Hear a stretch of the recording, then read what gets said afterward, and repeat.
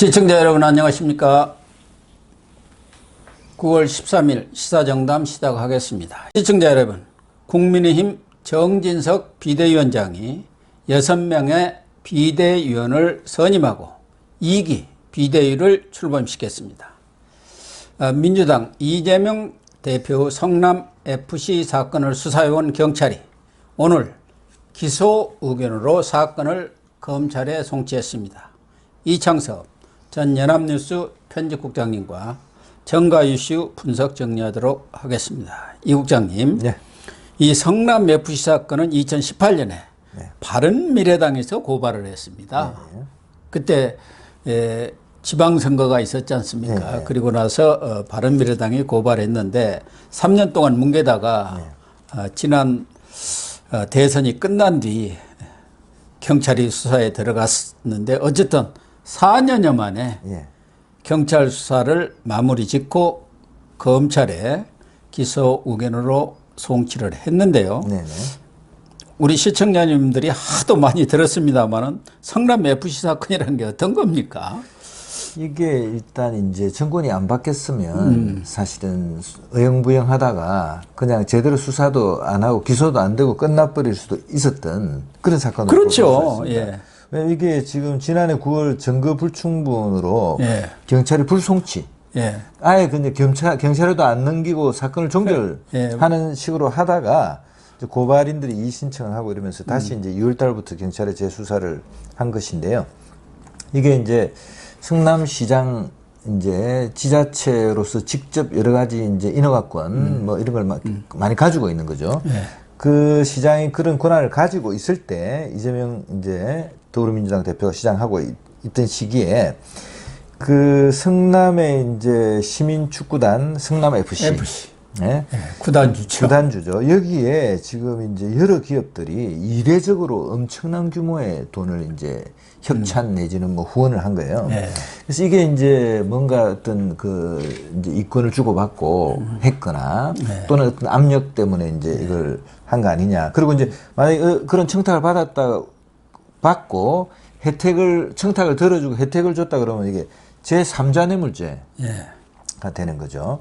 그래서 이게 이제 계속 수사가 됐는데 건으로 보면은 이게 내용이 좀 큽니다. 그러니까 이제 그 성남FC가 2015년부터 2017년 두산건설에서 42억 원, 네이버 40억, 농협 36억, 분당 차병원 33억 등 관내 6개 기업으로부터 후원금 플러스 광고비 로 160억을 이제 받았다는 거예요. 그럼 후원이라는 거는 뭐 여러 가지 이제 그 축구단에 그냥 돈을 준 거고 광고비는 이제 광고를 낸 건데 보통 이제 이런 광고 같은 게 들어오면 사실은 좀 눈먼 돈이잖아요. 이게 지금 뭐 큰 인기 있는 그런 축구 클럽도 아니고 말이죠.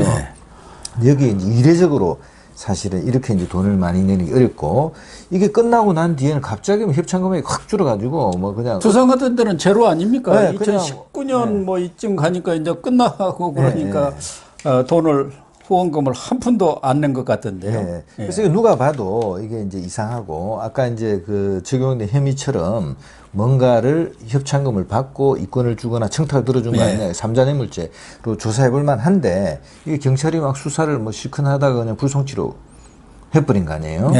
그리고 이번에도 사실은 이제 그 이재명 이제 대표 당시 성남시장 소환 조사를 안 했어요. 그리고 뭐 서면을 받았는지 뭐 이렇게 하고 그냥 소환 없이 검찰로 송치를 이제 한 건데 수사도 어떻게 보면은 사실은 이제 소환해야죠, 사실은. 이 수사 자체도 좀 이제 미진하긴 한데 그나마 이제 검찰로 송치됐으니까 검찰에서 다시 한번 이제 보완 수사를 하고 그다음 뭐 이 형태로 봐서는 이제 기소 의견으로 검찰 송치했기 때문에 재판으로 이제 가는 거죠. 그래서 큰 흐름에서 이제 뭐 이러더라고요. 제가 취재를 조금 해봤더니 이재명에 대한 여러 가지 그 비리 의혹이 워낙 많잖아요. 대장동, 백현동, 뭐 기타 등등 뭐 우리 법인카드는 이미 약간 이제 된 거고 그리고 또 이제 이 건도 기소되고 이제 선거법 위반도 기소된 거 아니에요? 근데 이게 이제 큰 흐름에서는 이재명에 대한 수사는 이제 법과 원칙대로 하는 건 한다. 이런 것 같아요. 그 저 방침이.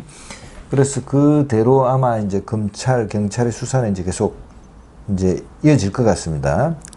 그런 상황입니다. 예. 그런데 이번에 조선일보가 단독 보도를 했던데요. 예, 지금 6개 기업인데 예.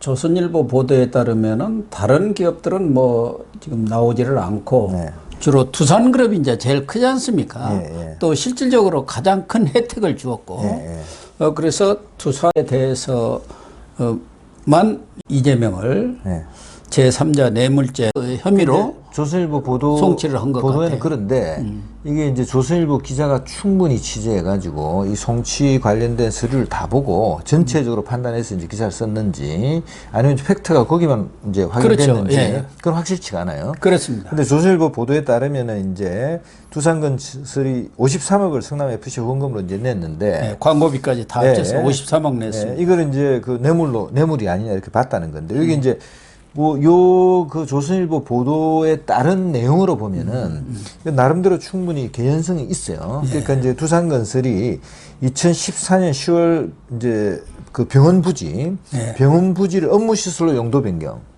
10월 31일 그 공문이 있더구만.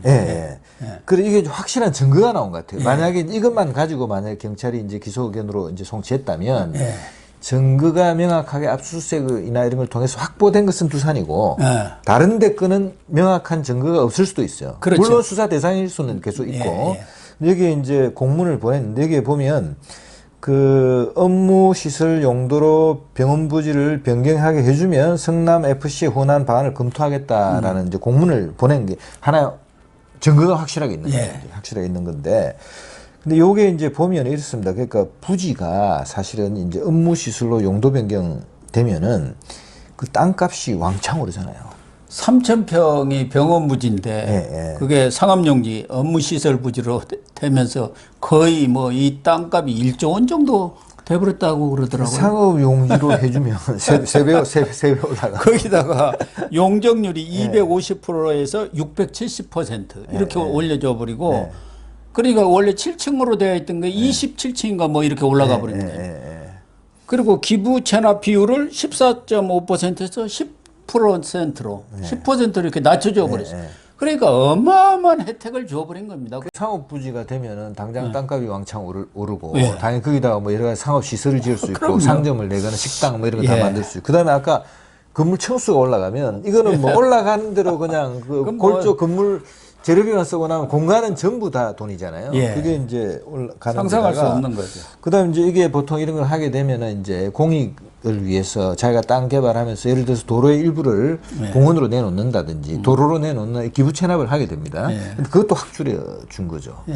그리고 50여억을 냈다 그러면 거저죠, 거저. 그래서 이제 이런 상황이 이제 있는 거가 사실 이제 물론 이제 뭐 그럴 수도 있겠죠. 아주 이제 그 법과 규정에 따라서 당연히 그 병원 부지가 이렇게 될 만한 어떤 그 상태였기 때문에 뭐 엄중하게 규정을 적용해서 해줬다 이렇게 볼 수도 있어요. 근데 이제 그게 아니고 여기서 만약에 뭔가를 봐주고 이런 이익이 갔다 그러면 이 50억은 사실은 너무나 터무니없는 이제 그 금액이 되죠. 그리고 이게 성남 FC에 들어가서 또 어떻게 쓰였는지도 이제 문제가 될 수 있죠. 그게 이제 중요하죠, 사실은. 그래서 그 당시에 흘러나온 얘기는 이제 이재명 의원이 중앙대 출신 아닙니까? 두산그룹이 지금 소유주가 두산그룹입니다. 그래가지고 그게 좀 유착관계가 있는 거 아닌가 그런 얘기도 나왔었죠. 뭐 그게 이제 뭐 수사해봐야 되고 증거 재판도 받아봐야 되겠지만 개연성이 이제 중앙대가 낳은 큰 인물 아닙니까 사실은. 그리고 이제 뭐 성남시 자체에 이제 그 중앙대 민원이 있었던 거고요. 그래서 의심의 여진이 있죠 이제. 그러니까 경찰도 이번 수사에서 압수수색을 한 것은 성남시청하고 두산그룹만 건설만 압수수색을 했거든요. 다른 데 사실은 네이버라든가 또 분당 차병원 또 현대백화점 뭐 이런 데도 다 민원 사항이 있었고 그것을 다 해결해 주는 대가로 전부 후원금을 받은 거거든요. 실질적으로는. 그래서 왜 그런 데에 대해서는 수사가 제대로 안 됐는지 모르겠는데 우선 성남 FC 이 수사만 하더라도 지난해 말씀하신 대로 9월에 무혐의 처분을 내렸는데 그에 대해서 그 성남지청의 박아영 차장검사가 이건 도대체 무혐의 할 수가 없는 사안이다. 재수사를 해야 한다고 했는데도 불구하고 당시 박은정 지청장이 그 수사를 못하게 압박을 가해서 지금 박은정 지청장 현재는 저 광주지검의 중경단 부장검사로 가 있습니다만 그것도 수사를 지금 받고 있잖아요. 그래가지고 재수사가 이렇게 결정이 된 사안 아니겠습니까? 그런 면에서 볼 때 굉장히 수사가 미진한 거죠. 왜냐하면 이게 7월 달에 단 한 번 이재명 이제 당시 시장한테는 한 번만 이제 서면 소환을 하려고 그러다가 서면 답변 한 번 딱 해가지고 그걸로 끝내버린 거죠. 그것만 해도 이제 당사자에 대한 어떤 수사가 미진하고 이번에도 저 이재명 대표가 저 서면 답변하면서 뭐 5줄로만 내고 말았다는 거 아니에요? 네. 그러니까 5줄도 안 됐네. 4줄 반이라고 그러대요. 성실하게 응했을 리가 없고.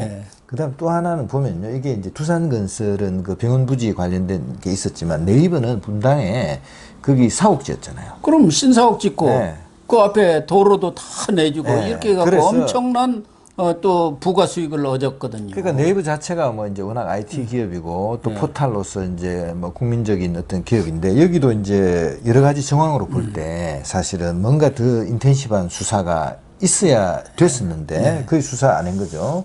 농협도 아마 거기 뭐 이런 저 관련 시설이나 민원 같은 게 있었을 거예요. 농협은 이제 그 성남시에 관련된 모든 돈, 자금을 농협에다가 농협을 활용하기로 이렇게 계약을 맺으면서 그에 따른 리베이트로 준 거죠. 그게 이제 엄청난 민원이에요. 금융회사들은. 시나, 예를 들어 서울시의 모든, 서울시가 예산이 50조잖아요. 그걸 다. 그럼 그게 통장으로 들어왔다가 나가야 되는데, 예를 들어서 그 우리은행에 들어왔다가 그러면 그게 돈이 들어와서 상당히 묶여 있잖아요. 묶여 있는데 요새 워낙 초저금리니까 그 돈이 들어왔다가 누가 따내느냐 이게 엄청난 민원이에요. 그럼요. 엄청난 민원. 농협이 이게 그겁니다. 따냈구만요.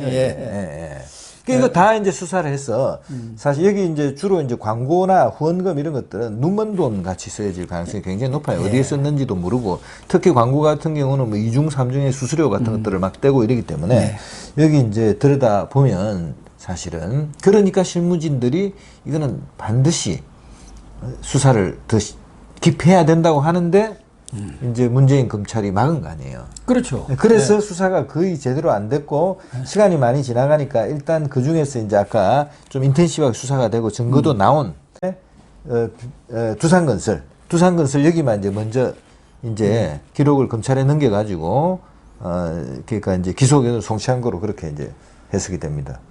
뭐 두산건설만 1차적으로 해서 기소가 되면은 다른 후원 사업체들에 대해서는 후속 또 수사를 계속해갖고 추가 기소를 하면 되니까 큰 문제는 없습니다만은 사실은 이렇게 오래된 사안을 계속 3년여 뭉개기를 해왔던 거 아닙니까?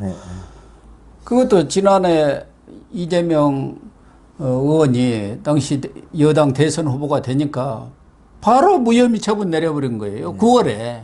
그때 바로 무혐의 처분 내리고 그 이전에 소환을 몇 차례 통보했는데 안 나가니까 그러면 서면이라도 하나 보내주세요 했는데 그 서면 답변서가 얼마나 성실하게 나왔겠습니까? 이번 내는 거 보면 알잖아요. 그걸 지금 재활용한 거 아닙니까? 이번에.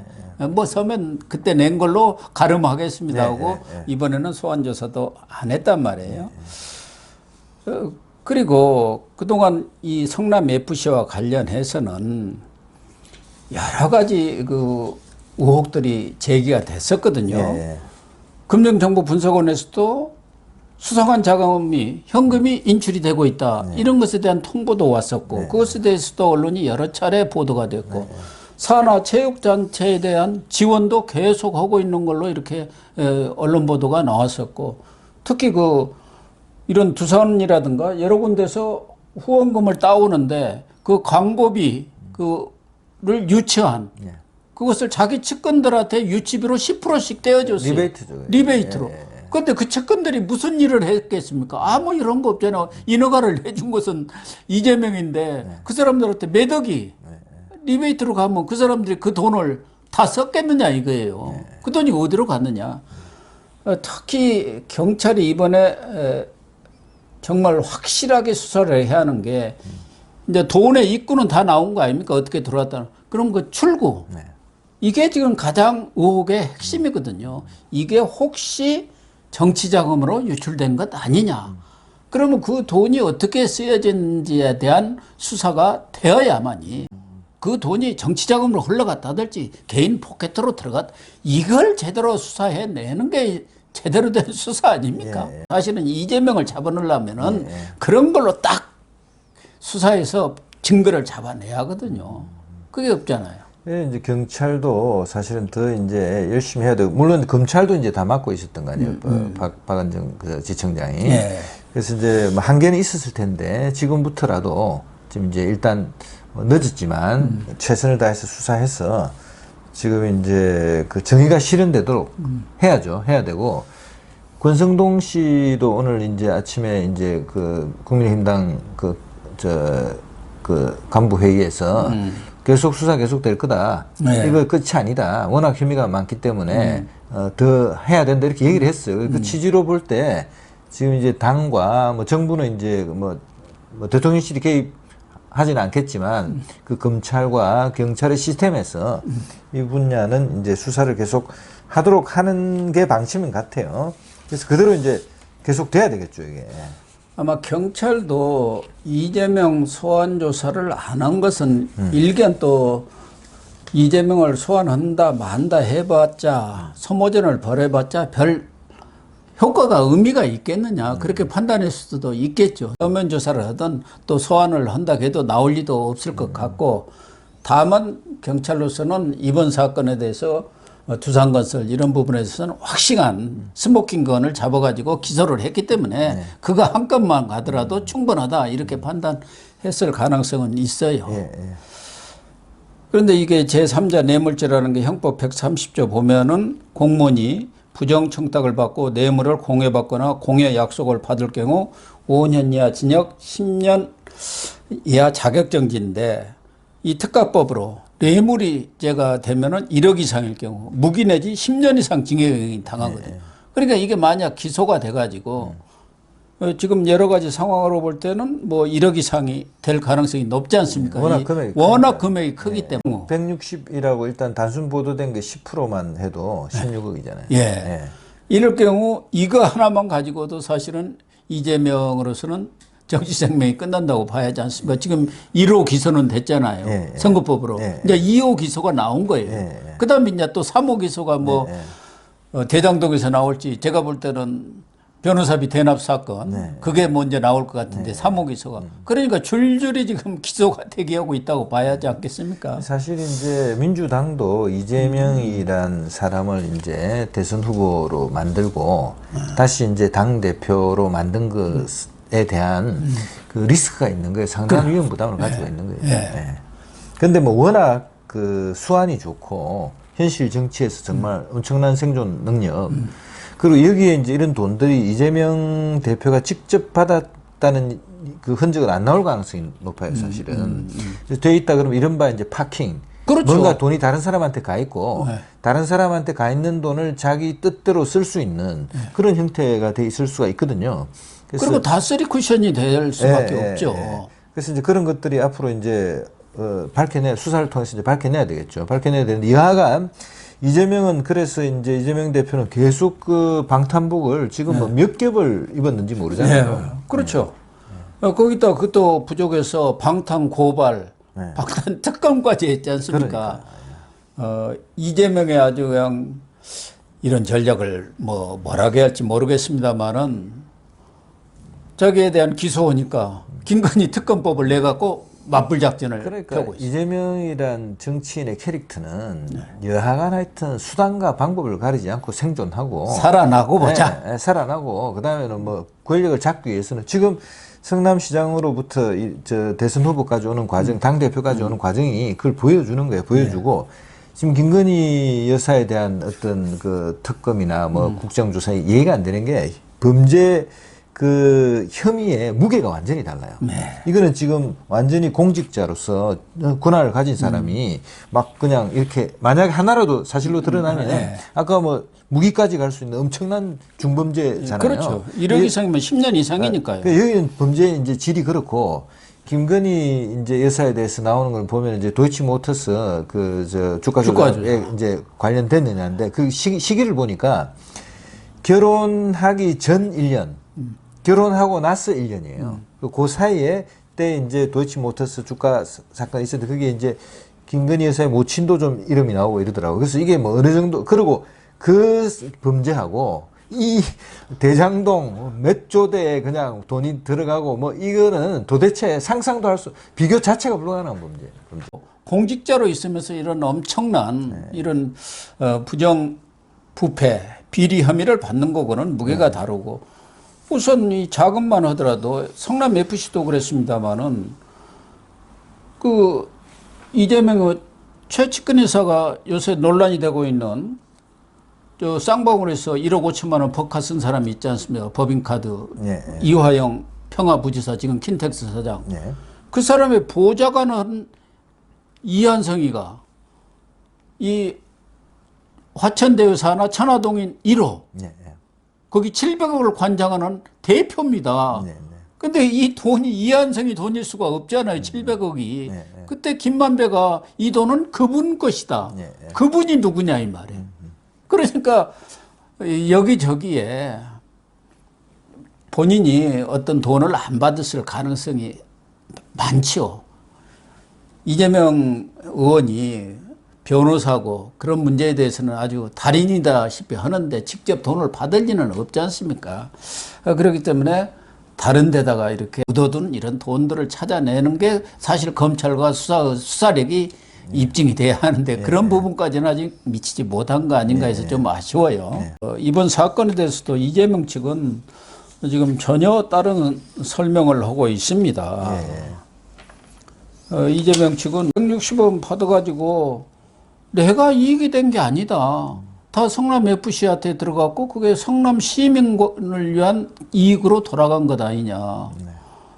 또 두산건설 같은 게 큰 그룹에 이런 기업이 들어와가지고 그 일자리 창출해놓고 주변 환경도 깨끗해졌고 그러면 그게 성남 시민들한테 돌아간 얘기인데 그게 나하고 무슨 관계가 있냐, 그게 무슨 비리가 있냐, 내가 뭐 거기서 10원 한 푼 먹었냐, 뭐 이런 얘기예요. 아마 이재명 지사가 소환해서 조사를 받더라도 뭐 서면 조사든 아마 그 얘기 쓸 거예요. 뭐 똑같은 주장이죠. 뭐. 지금 뭐 조선일보 보도로만 보면은 지난 김혜경 법과 수사와 마찬가지로 경찰이 과연 제대로 된 수사를 하고 있느냐 아니면 윤석열 정부에 대해서 뭔가 경찰국 신설 뭐 이런 것들을 가지고 좀 사보타지를 하는 거 아닌가 하는 느낌도 들어요.